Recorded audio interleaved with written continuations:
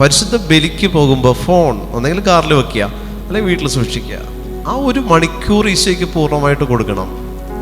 ആ 1 മണിക്കൂർ, പരിശുദ്ധ ബലി മാക്സിമം 1 മണിക്കൂറല്ലേ ഉള്ളൂ. ആ 1 മണിക്കൂർ ഈശോയ്ക്ക് കൊടുക്കണം. അതിനിടയിൽ എന്തിനാ ഫോൺ?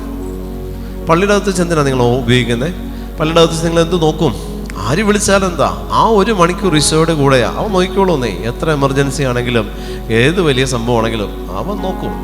നമ്മളൊന്നും മൈൻഡ് ചെയ്യരുത്. അവിടെ പോകുമ്പോൾ ഫോൺ കയ്യിലുണ്ടാകരുത്, ഒന്നും ഉണ്ടാകരുത്. ജപമാലയല്ലാതെ ഒരു ബാഗ് പോലും നിങ്ങളുടെ കൂടെ പരിശുദ്ധ ബലിക്ക് പള്ളിയിൽ പ്രവേശിക്കരുത്.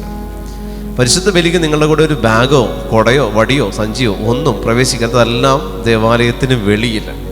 നീയും നിന്റെ ആത്മാവും നിന്നെ കാക്കുന്ന കാവൽ മാലാഖയും നിന്റെ പേരിന് കാരണക്കാരനായ വിശുദ്ധനോ വിശുദ്ധയോ ഇത് മാത്രം ദേവാലയത്തിൽ പ്രവേശിച്ചാൽ മതി. അതിനപ്പുറത്തേക്കൊന്നും ദേവാലയത്തിൽ പ്രവേശിക്കരുത്. നിന്റെ ബലി അപൂർണമാണ്.